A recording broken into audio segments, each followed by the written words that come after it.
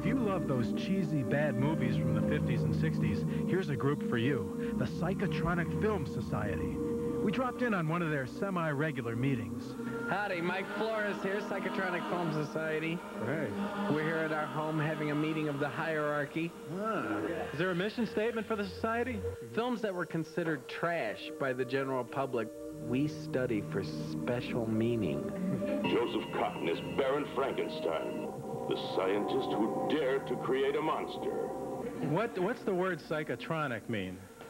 Oh, well, I would say that the psycho is like from psychological, maybe half-baked, half-cracked psychological. The tronic is like electronic, like science fiction, weird, like Lamora Lady Dracula with a female vampire and her coven of children. I was surprised to see that one afternoon at 3:30. Meet Lady Frankenstein. She's beautiful, she's evil, and she'll do anything for love. Well, I'm the head of the Women's Auxiliary of the Film Society. And your name? I'm Pam Boom Boom Smith. And our mission is to show all kinds of films that degrade and humiliate men, basically. Can you give me some titles of movies, some of your favorites?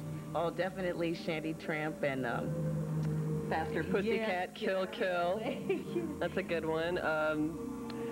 Anything with Jane Mansfield in it. Teenage Doll is not a pretty picture.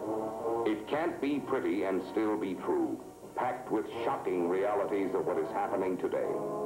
In your city, your town, your neighborhood, thousands of young girls are becoming teenage dolls. Do you ever get disgusted or offended by these films? Yeah, I sure do. I sure do. Why did they make these films in the 50s and whatnot? Because they could.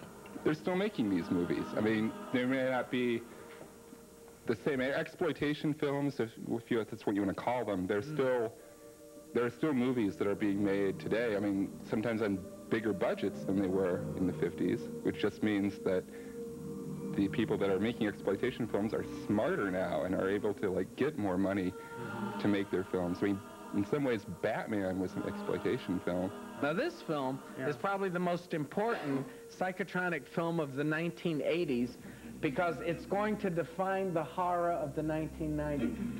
But Henry, Portrait of a Serial Killer by John McNaughton is taking real-life horror, serial killers, and letting you see far too much of their mind. Names like Ed Gein? Ed Gein, but Henry is actually based on Henry Lee Lucas, who claims to have killed over 250 people.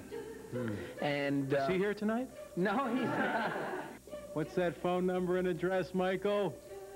Well, anyone visiting Chicago or in the Chicago area can call area code 312-738-0985 and find out about our upcoming shows. Tell me about the social redeeming qualities of these films. Socially redeeming qualities? Are there any? I don't think